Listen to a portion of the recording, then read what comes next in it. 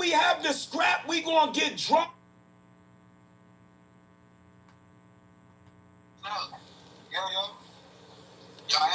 Yo, B. Yeah, there you go. Handle this thing first, bro. Man, you already know what's up with me. I don't care about anything that ever happened, bro. You could have said all the foul shit that you could have said, nigga. But where you crossed that line is you said you was gonna spit on my dead mother's grave. I don't give a fuck about who said what. I don't care about who said this, who said that. Then that shit was left alone. I wasn't thinking about you, nigga. I hear my name come up in a conversation that you was having with somebody else. So that's why I'm back on your fucking body. And then you send me a message to my phone fronting like you was your sister. And then after the shit goes all the way, hold up, bro. Then after the shit goes all the way down to the end, you talk about call my mother again and you laughed about it. This ain't no fucking joke, nigga. I took you in my crib on 2 separate occasions when you was ducking niggas. Let's keep it a buck, bro. Let's keep it a buck, bro. Nigga, when you was ducking your fucking taco in the city, I took you in on 2 occasions. All right, let me go here. I never said you wasn't in. I even told the girl that, bro. Bro, I don't care about none of that, bro. You spoke on my dead mother, bro. You gotta listen, man. Look, when you was at my crib in Yonkers, listen, bro. When you was at my crib in Yonkers, we went through whatever situation you was feeling, you was emotional. You invited me to your dick, everything. When you stayed at my crib in the fucking Skyline, you invited me to your dick, and then you forgot your boy Trouble's book at the crib. I let you come to the crib after you left and come back and get your book, and I didn't hop on you at the crib. I let it go. Listen, I know who you are, but what you did is you got comfortable with your life from telling mad niggas mad foul shit. You get emotional and then you get disrespectful. I could have took all the disrespect. But what you did is you disrespected a woman that I loved, that gave me life, that's no longer here. Because if she was here, she would have slapped the shit out you herself, nigga. You know this. You've been in her crib. You've been in her crib. You've been in her crib. You ate her food. You talking all this reckless shit. You calling me, you calling me out my name. You calling me out my name, calling me crackheads and all this other shit when I served your family base. Stop acting like you fucking don't know me, Snook.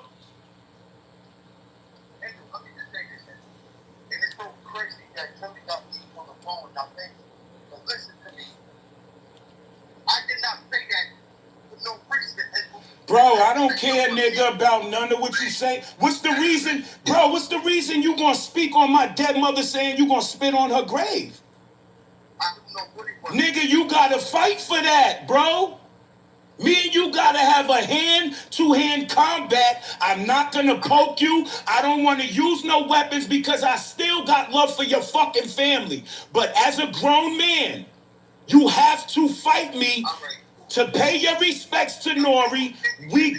Bro, listen, this is how gangster it is, right? After we, bro. I know for a fact that nigga never showed up. You never showed up, huh, bozo? You out here speaking this hot shit like you some tough guy, and you was about that life. You fighting individuals that didn't have the capability of fighting you back, but you call me out from long distance, and your sucker ass ain't even come and pay respects to your homeboy who passed away, right? That shows how much of a fucking coward you are. I'll never see you again. You know that for a fact. I'll never see you again. I'll never see you again.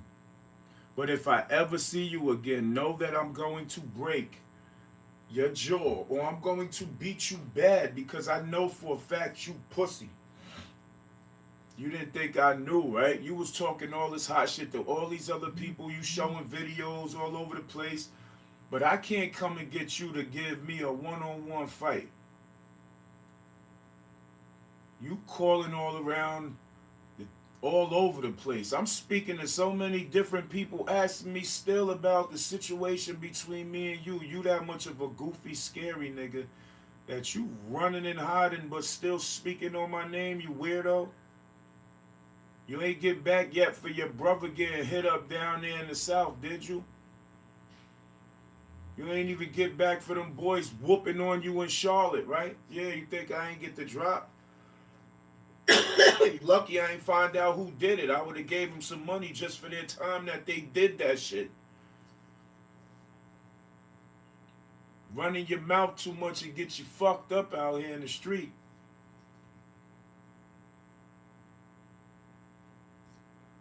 You one of them niggas that a motherfucking, you a 6'9" nigga.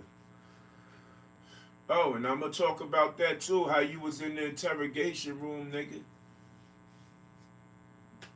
And they somewhat solved the murder case. You know what I mean? You just moving around here a whole different way in a different style. Yeah, I'm back on the shit because you spoke on something that you gotta face like a man, nigga. Spoke on my dead mother, nigga. You think I'm gonna let you breathe on this one, nigga? Lucky I ain't slap your father again. Lucky I ain't catch your mother in the street, nigga. That's where you took this shit, nigga. You took this shit by speaking on my dead mother, nigga. You took this shit and you might get your moms in a situation. I don't give a fuck who watching this, nigga. This ain't no threat, nigga. It's just my feeling of how I speak on shit. And nobody can hold this shit against me. They tried to. DA tried to use my YouTube and everything against me. I'm just too smart. I live within the First Amendment rights. The Constitution protects me on speech, nigga. I don't make no motherfucking move after that, then shit. I'm giving y'all a layout. But that boy, no, man. We could put on gloves or whatever. And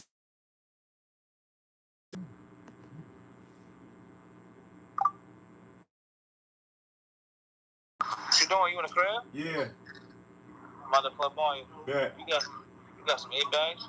bet. You got some 8 bags on you? I think so. I'm about to plug up on you right now. All right, bet.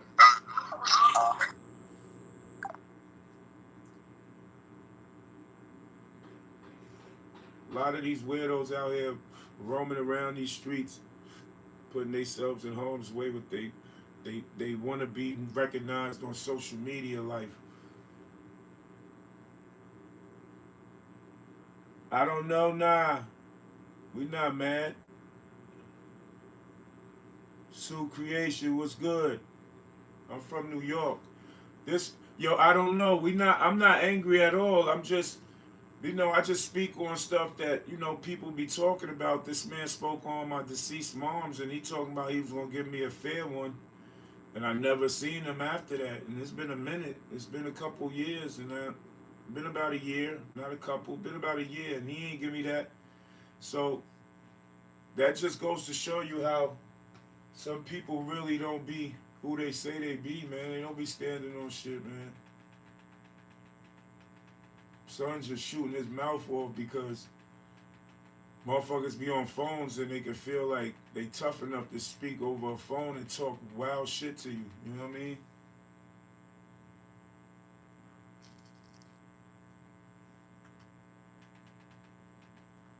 I don't know.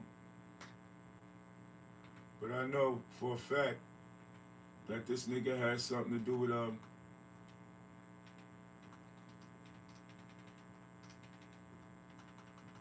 he has something to do with knowing of a murder. And this nigga done he didn't testify, but he told on somebody because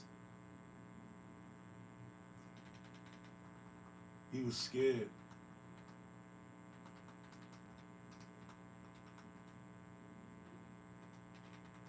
Hoe ass nigga, man. That's what hoes do. You gotta watch who you got in your circle, man. Watch who you got in your circle, man. Should be real, man.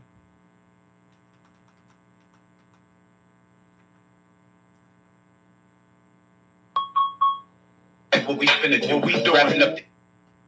about to let you in on some shit, man, about how niggas be really giving it up. Me, I'm just getting some love from my people. You know, people love me, man, because I'm a good person and I do the righteous thing. Oh, You know? the Keefe D situation. Shout outs to Ming TFDY. Yo, the Keefe D, right? Keefe D might just get out of a situation. I ain't even gonna hold you. Hit the like button, hit the subscribe button. Let's talk about it. Keefe D might get out of a situation because the gun that was used to kill Pop was handled by police. It was handled by the security team. I could take you to that real quick. Let me show you something. I can give you a little input on that too. Because that's real. That shit is real. Prison interview released in November. Listen to this. I got some input for you. Check this out. I'm not going to let this train stop. For records to which he had gotten the response of, consider them as covert agents. Los Angeles police officer found dozens and dozens of his fellow police officers at all levels of death row records. When he went to his superiors to ask what were they doing there, they said you can consider them covert agents. Suge Knight, in a 2017 prison interview carried out for the Fox show Who Shot Biggie and Tupac, had been questioned on Rampart cops David Mack and Rafael Perez. Suge Knight, in the prison interview, claimed he did not know any of the cops and shifted the focus towards Reggie Wright Jr. The police officer, David Mack. Never worked for me. At all. Never. I never had a conversation with none of those dudes. Never met those dudes. They never worked for me. They knew Reggie Wright. They didn't know me. Rightway Security Services has never been proven to have been connected to the Rampart division, although Suge Knight. How could right services not... Now, in this situation right here, as we get up to date, as I'm at this point, what they ain't telling y'all, and you'll probably hear later on, right, is that Suge Knight's girlfriend, wife, or whatever at the time was messing with a police officer by the name of, I don't know if his name was Edward Gaines, but his last name was Gaines. He was part of the Rampart division of the LAPD that had David Mack and Rafael Perez that was a part of it, right? Y'all just heard Suge Knight says he didn't know them, he ain't do no business, he ain't converse with them, right? He knows Reggie Wright. So Reggie Wright was the head of Death Row Security. They're connected because Gaines was employed by Reggie Wright, and so was the other two. But the gun that was used in Tupac's murder was the same gun that was confiscated off of, God bless the dead, the late great Fatal Hussein, in the traffic stop from Santa Monica. Santa Monica police had pulled them over one time, and they took a Glock 40 off of Fatal Hussein. These are through the words of Kevin Hackey. Kevin Hackey was the bodyguard of Tupac that was on his side everywhere he went up until the time Tupac went to Vegas, because the feds pulled Kevin Hackey off of the detail. They told Reggie Wright that none of the security that he was in control of could be armed. They had armed security guards at 662, right? Stardust Hotel in Vegas. The club was then purchased by Helen Thomas, who was introduced to Suge Knight through Robert Amira, with the club being rebranded as Club 662, which spells out MOB on the keypad. The mafia was tied into this shit. Not the killing, but Listen. the mafia played roles in giving out business and getting people slap on the wrist, so to speak.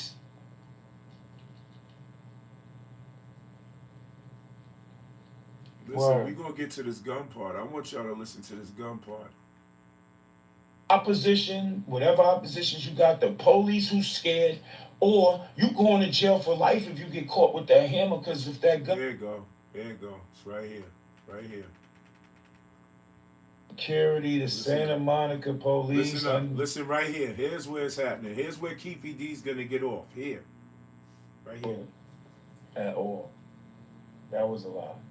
Revealed that it was a Glock which was used in the shooting. Kevin Hackey went on Fox News in 2007, where he You heard? and stopped at a red light on Flamingo Road and Colville Lane. A car carried out a drive-by on Tupac and Suge Knight's BMW, firing 13 times, hitting Tupac 4 times. Hold on. Before we get there, He had them wear vests everywhere he went. It was with him. Suge Knight and Tupac, along with the bodyguards and an entourage of Blood gang members, went to watch the Mike Tyson fight in the MGM Grand at 8 p.m. Following the fight, one of the Bloods put I gotta put y'all on to where this gun came from, man. Let this train stop. Afro Records, to which he had gotten the response of, considered them as covert agents. Los Angeles police officer found dozens and dozens of his fellow police officers at all levels of death row records. When he went Let me go back a little bit. Section. Another story come. Reggie Wright Jr.'s pops went to Suge Knight and said, yo, the Bloods is thinking about kidnapping you and holding you for ransom. You need police. My son and them got a security team. Listen from here. Suge hires Reggie Wright Jr. as the head of his security team. Listen from here on out. You already heard Kevin Hackey Hit the like said button. he gave the Glock 40 that was allegedly used in the Tupac murder to Reggie Wright Jr., who said he gave it to his father at that time was the head of the gang division. I don't know what to say. Make sure y'all go get my book, Hardly Life, Volume 1. It's a story about the hood, about 4 dudes out the hood trying to make it. You know, I wrote it, you know, but we're going to continue to listen to It's this. from the Snoop Dogg murder trial. Snoop Dogg was signed to Death Row Records, who was involved in a murder in 1993 in a case which included his bodyguard and one other. Reggie Wright Jr. was said Here's how Snoop beat the murder charge. See, when all this revealed, they are about to tell you how Snoop beat his murder case. Listen. Snoop Dogg murder trial. Snoop Dogg was signed to Death Row Records, who was involved in a murder in 1993 in a case which included his bodyguard and one other. Reggie Wright Jr. was said to have been brought in during this time, so expert witnesses in the form of police officers could be offered if similar cases were to occur with the artists in the future. Kevin Hackey was a former Compton School District police officer who had a relationship with Reggie Wright Jr. Hackey applied for a job with U.S. Intelligence, who offered him a That's the same dude that's challenging Reggie Wright to get on a polygraph test, and he got $100,000 to prove that. The dude who's challenging Reggie Wright Jr. to get on a polygraph test, he's challenging him $100,000 to prove that he don't have nothing to do with or know anything about the murder of Tupac Shakur. Listen.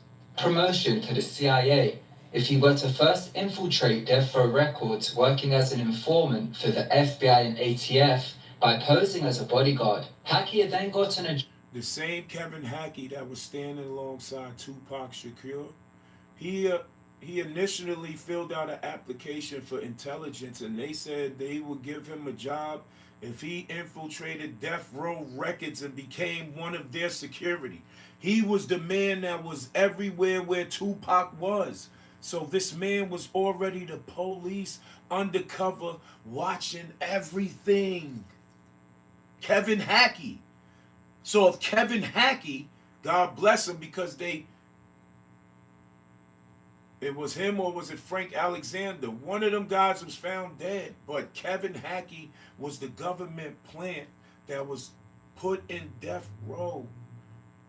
And he maneuvered and finessed Reggie Wright, who was the head of security, to get there. How did he get next to Tupac if he wasn't down with the security team?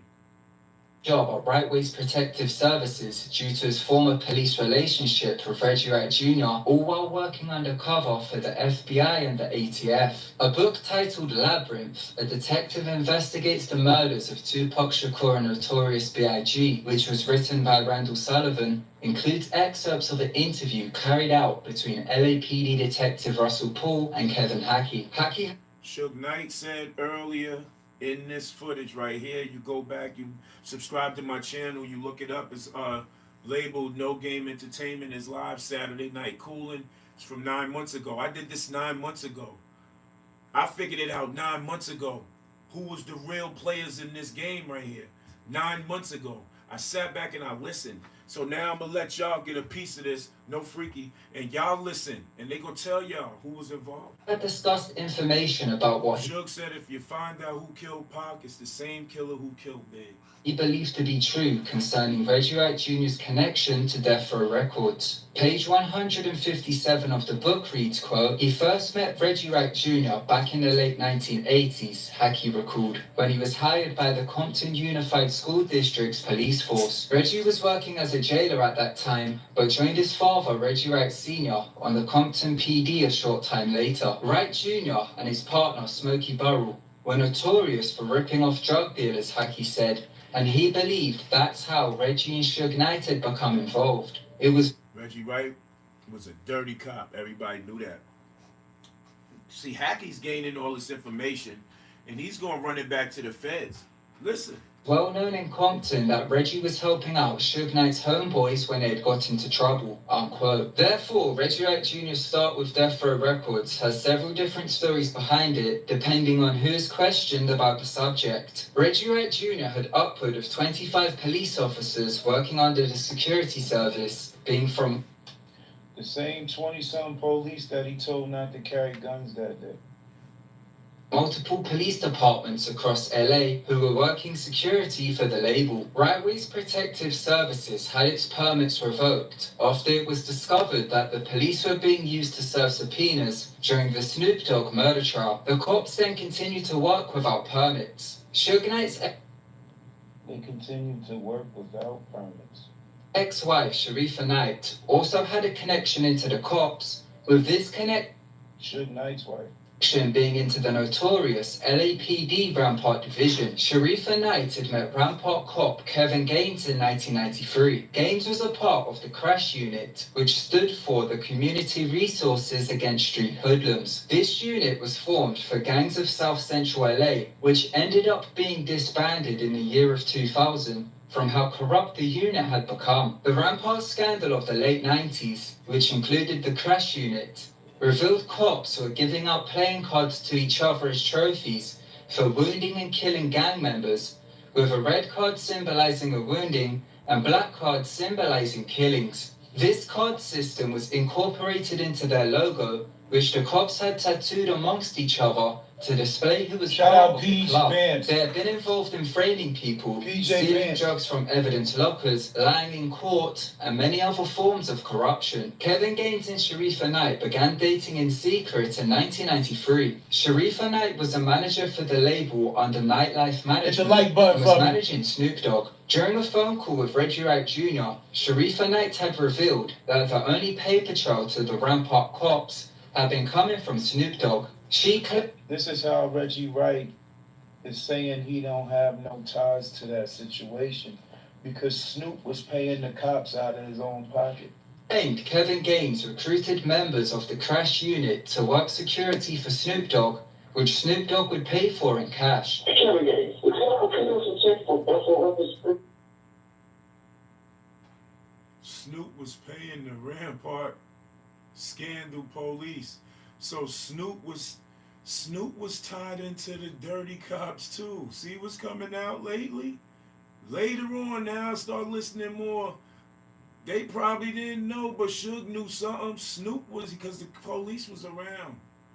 Snoop, you might be in trouble, bro. I don't even think he's the one that worked. He got his friends to do it. They was paid cash by Snoop. The lab. Yeah, They was paid cash by Snoop.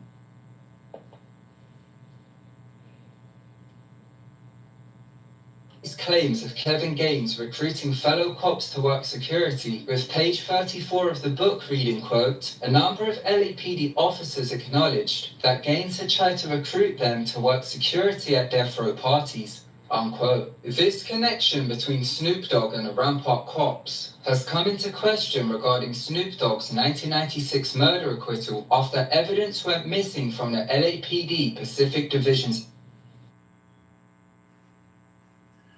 Did y'all just hear that? Snoop hired the Officer Gaines that was messing with Suge Knight's wife. He tried to recruit people from the LA Police Department to do security for Death Row at their clubs at night. Then, in Snoop's murder trials, mysteriously, the evidence in his case comes up missing. I wonder how that happened. Rampart Cops has come into question regarding Snoop Dogg's 1996 murder acquittal after evidence went missing from the LAPD Pacific Division's. That's how Snoop beat the body, y'all. Snoop beat the body because Suge Knight's ex-wife or shorty, whatever she was messing with the dirty cop that stole evidence out the evidence room in Snoop's case. Evidence locker, which Kevin Gaines had dominion over. The book Chaos Merchants by Russell Paul and Michael Douglas Carlin lists Kevin Gaines as a suspect in the theft of this evidence. David Kenner was representing Snoop Dogg during the trial, and his defense, along with the missing evidence, had beat the case for Snoop Dogg. Snoop might be in trouble too. All this shit coming up, Snoop might have a problem. And Snoop might get retried for murder. That's crazy. Keefe D just set a domino effect off that's gonna hurt the whole game. By Keefe D lying to get himself out of the LA drug situation, by lying about killing Tupac, with all this stuff coming out, Keefe D just played the best chess move and made it the whole thing. Keefe D just came out the smartest motherfucking dude in this whole shit. Goddamn right. Shout outs to Keefe D. I made a mistake. I ain't gonna even hold you. I said you was dumb, but at the end of the day, you turned out to be one smart motherfucking dude. You confessed to killing Tupac so that case can be tried in Vegas, right? But before you confessed to killing Tupac, you made an agreement to get that LA drug charge out of LA, because that would have been your third strike with a gang enhancement, would have got you life in prison, because that's how the West Side, in certain areas, certain parts of the West Coast, especially in Cali, they do that. Especially with these gang members, they try to put them away for any reason. So Keefe D, you might have played the right card, bro. The shit's looking crazy. You might be looking like a genius in this whole shit because you made the LA district attorney move how you wanted them to move and played that game how you played it to your benefit, for them to extradite you to Vegas and try you for a murder that you didn't commit, because you know you didn't kill him. And all that evidence is going to come out, because you know 3 people that you done involved is dead, so nobody can speak on that. May they rest in peace. But once all that evidence come out, not only do you clear Puffy name, not only do you clear Zip name, but you just basically told the truth without saying it word for word. Keefe D smart. That's a Machiavelli move.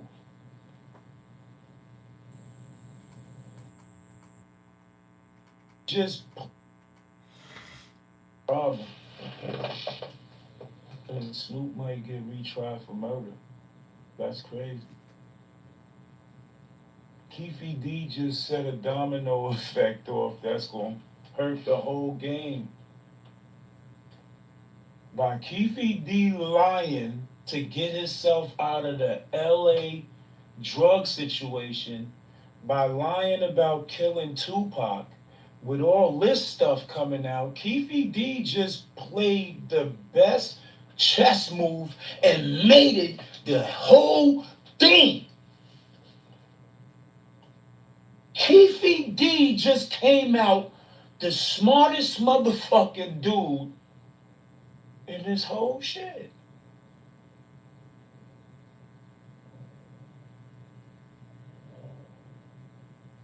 That's a Machiavelli move. He faked the death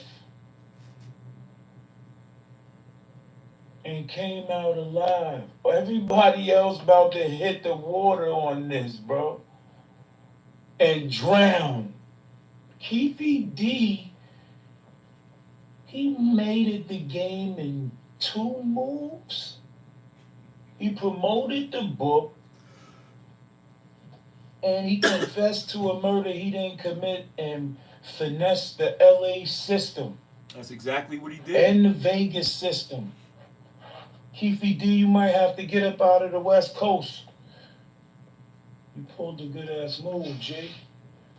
Might have to get you on my show and apologize to you, G. It is sad, PJ, Vince, but that nigga Keefe D knew what he was doing. He caught that major drug charge in Cali. Could have got him life in Cali automatically. He lied about the Tupac murder and said he was involved, and he involved everybody else, and they dead. They can't tell on themselves. They can't get charged for it. And he didn't do it because Suge and them and the bodyguards in Death Row is proving that somebody in Death Row, mainly the police, which mainly either is Rafael Perez or David Mack, has something to do with killing Pac. Suge said, if you solve one, you'll get to solving the other because... This was 9 months ago. 9 months ago, B. They both tied in. And the theft of this evidence. David Kenner was representing Snoop Dogg during a trial, and his defense, All you gotta along do with is the have a missing brain, evidence, had beat the case for Snoop Dogg. Suge Knight's financial advisors were David Chestnut and Steve Steiner, who were under the umbrella of the legal team with David Kenner. Kenner then owned a company called Kentron, which managed the financial accounts of Death Row employees such as Sharifa Knight, who was a manager under Nightlife Management. Reggie Wright Jr. during the call questioned on if Kenner had been paying the division after they had heard that Kenner was supposed to make some comps to Kevin Gaines.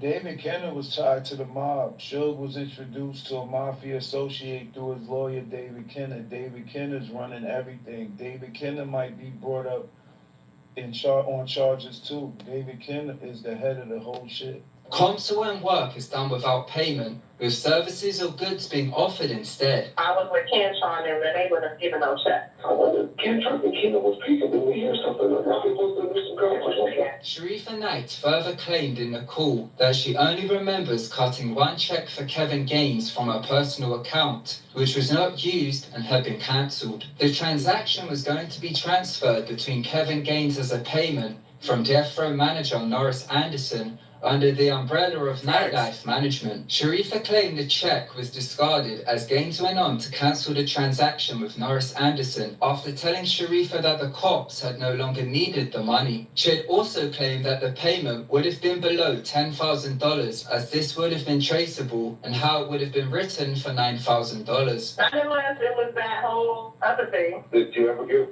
Norris the money? Or you didn't give it? No, he took the money back. I said, no, they changed their mind. They don't need it because I got a call and said, never mind.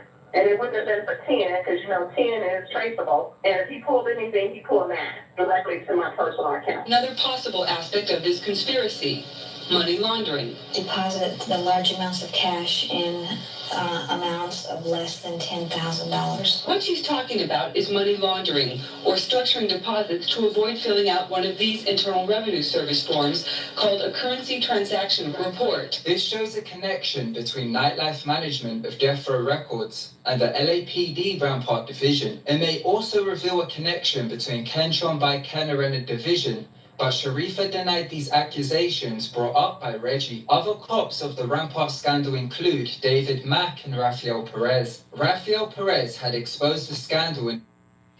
They're part of the Rampart scandal. Kevin Gaines, who was hired by Suge Knight's wife, who she was under David Kenner's management company that was called Nightlife Management, that was Suge Knight, supposed to be tied with Suge Knight, whatever it is. She had cut son a check under 10K, gave it back, canceled it, and he withdrew from a personal account. Kevin Gaines, who was the Rampart cop, and now you got David Mack and Rafael Perez, who are Rampart cops, because Rafael Perez was the original one that blew the lid, no freaky. He exposed the whole Rampart scandal because he got caught up. That movie Training Day about the dirty cop that Denzel was playing, that was supposedly about Rafael Perez. The late 90s, with him during the time also going on to reveal how he and his partner Nino Durden framed gang member Javier Ovando after they had permanently paralyzed him by shooting him, then Rafael Perez is on Reggie Wright's security team that's on Death Row security team. Dirty cops. Dirty cops, Lee. planted a gun on him to frame him, which included testifying against him for him to receive a 23-year prison sentence. Then he became a Rafael rat. Perez and David I'll Mack get have at been y'all later, connected man. to Gotta death handle row some records business. by Make sure y'all tune in witnesses for who later claim on to have tonight, seen them where I supplying expose the whole security. shit. Kevin Hackey's interview conducted